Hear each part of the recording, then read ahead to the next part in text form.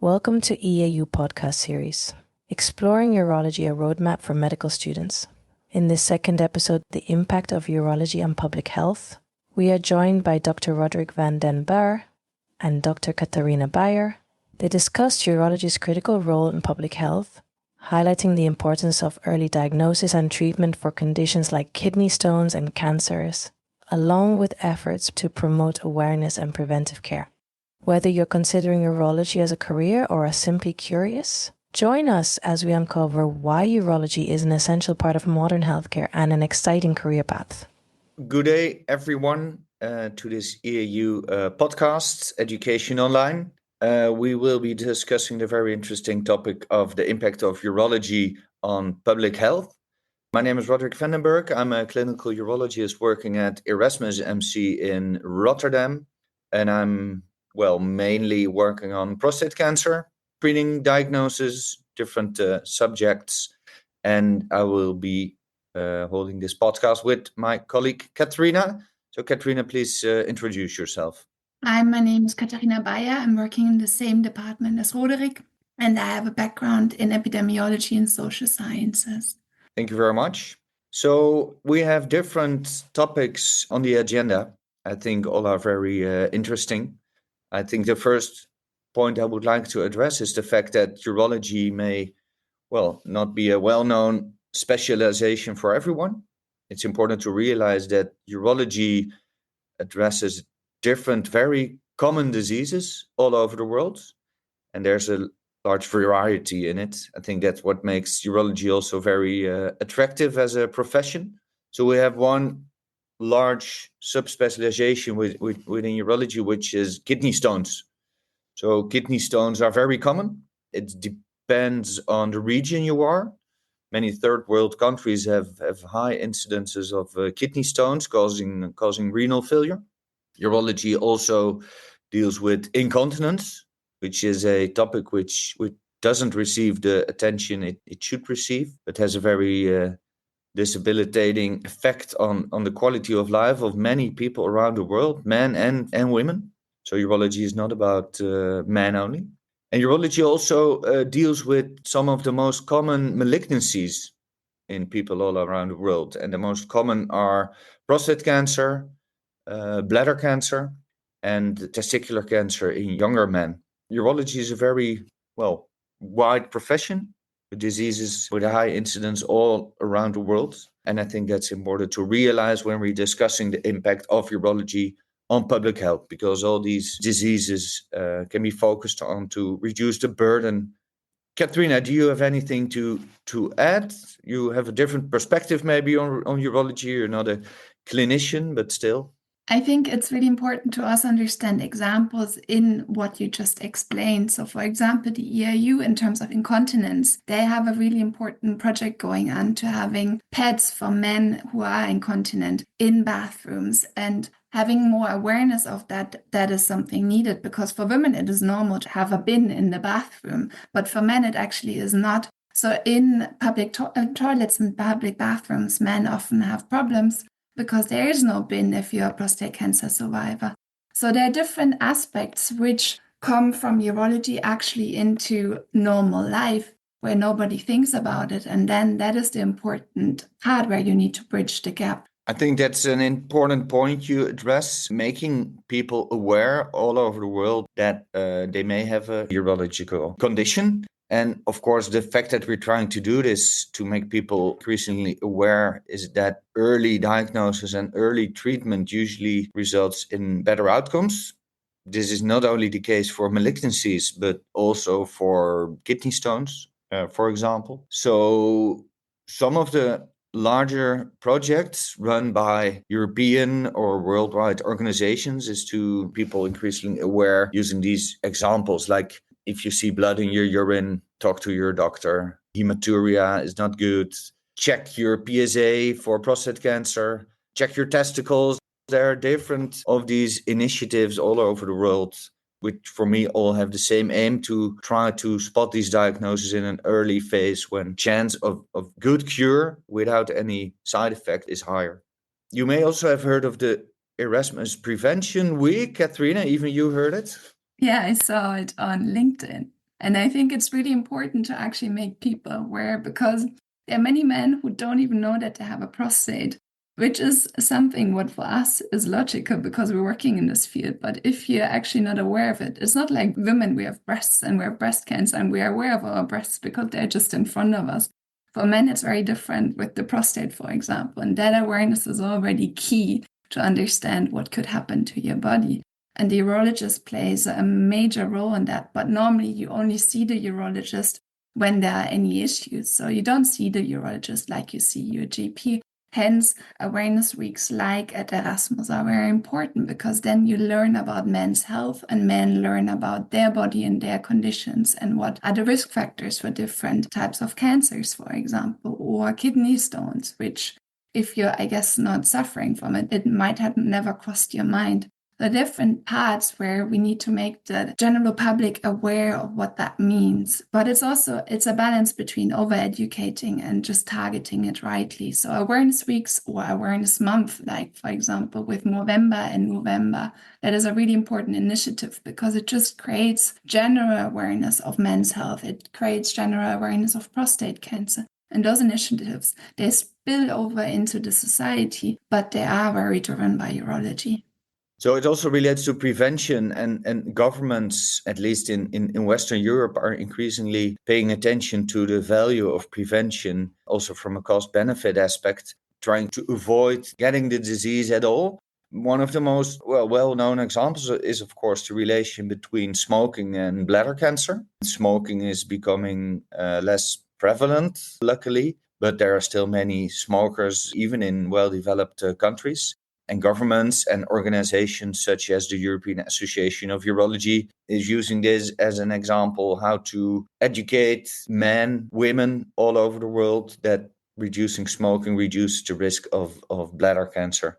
So again, this is an example how we can educate people the risk of getting a urological disease. The Erasmus Prevention Week was held a few weeks ago. It was an academic center Erasmus MC initiative where actually all the different prevention initiatives were bundled into 1 week, because the different specialties, like, for example, surgeons, urologists, internal medicine doctors, they all have their specific prevention initiatives. And Erasmus tried to bundle this into one prevention week. And I think that was very interesting to see how all physicians and all nurses and everyone involved has these initiatives. Sometimes they are much alike. For me, it showed that prevention is also something that should be done on a broader level. So not only for one disease, but for different aspects that can reduce the risk of getting disease. Any further comments from your side, Katharina? I think the different parts of prevention, you mentioned smoking and bladder cancer, but then smoking also links to lung cancer. So I agree fully into combining those efforts, because it just makes sense to be aware of healthy living and of health literacy, because also health literacy is a term which says if you know more about your own health, then you actually are going to live healthier. That kind of comes with this prevention aspect and with the smoking aspect and bladder cancer, but also lung cancer. So awareness is key, and that needs to be spread around the public. It's important, I think, to specify this to the target population, because worldwide we have, of course, very different populations with different life expectancy and different risks. Tropical countries, the risk of bladder cancer is increased due to tropical diseases. In other countries, it's due to smoking. In some countries, the incidence of prostate cancer is higher than average, for example, Australia or the Scandinavian countries. In other countries, the risk of getting symptomatic kidney stones and the risk of renal failure is much higher. So, of course, it should not be a worldwide one-size-fits-all approach, but we all agree that prevention is better than developing the disease at all. And if prevention is not possible, then education on the first symptoms of all these very common diseases is important. So, Katharina, you and me are both very much involved into prostate cancer, of course, which is a disease which is mainly relevant in countries around the world with a long life expectancy. Can you tell something on our awareness and education initiatives regarding prostate cancer in Western Europe then specifically? Well, part of our work is working on a project called Praise You. So we're trying to implement different pilot sites for organized screening programs, population-based screening programs in different countries. And we propose a certain algorithm which should be used for men to get an invitation and then get screened in a certain way. But important for that is that it's, as you said, it's not a one-fits-all approach. It is an approach which needs to be tailored to the countries. And that is part of like spreading the awareness and invitation. Because what works for one country doesn't work for another country. And the language needs to be tailored towards what attracts those men to be then coming to those PSA screening programs. Because if you don't manage to reach the population right, then you're losing those men. And those are mainly the men who are at risk, because the men who already know a lot, who have a high health literacy, for example, they already get screened, they already get their PSA screening. But with those organized screening, we really want to reduce the access. And the importance for that is really that you understand your population, that you know how to target your screening program and your communication to your population to be able to be successful. Yeah, that's very interesting. If you get back to the basics, then prostate cancer is the most common malignancy in men in Western developed countries. And prostate cancer is the second most cause of cancer-related death among men. And the incidence and mortality is rising due to, well, the aging population. And you can check for prostate cancer activity using PSA, which is a simple blood test. But that simple blood test, it can be a two-edged sword, because in men who don't benefit, like the older men, don't actually want them to test their PSA, while the ones within a sweet spot of age between like 50 and 65 or 70, these are the men who really benefit of early diagnosis of significant prostate cancer. And as Katharina already emphasized, there's a huge variety in educational status, socioeconomic background, in whether men actually have their PSA done. So an organized screening study or effort using PSA, the blood test, as the first way of estimating the risk of prostate cancer, well, has a double effect for me. On one side, we try to reach the men who otherwise would not get tested for the rest of their life. And these are often the men who benefit most, like specific ethnical backgrounds. And on the other side, actually implementing an organized way of testing for prostate cancer reduces the unnecessary tests done by, for example, the older men, for which you already know that they have only a little benefit, while they still use a lot of like the diagnostic resources, and maybe even get a diagnosis of a small tumor that you don't even want to find, and they get treated and they get side effects of treatment. So for me, paying attention to prostate cancer, making men aware of the fact that they have a prostate, that they have a risk of prostate cancer, even without any lower urinary tract symptoms, and that there are groups based on family risk or even genetic risk that have a much above average risk of dying of prostate cancer. To get them on board and to reach them and have them to do their PSA, I think that is part of our mutual effort, Katharina, trying to reach these men.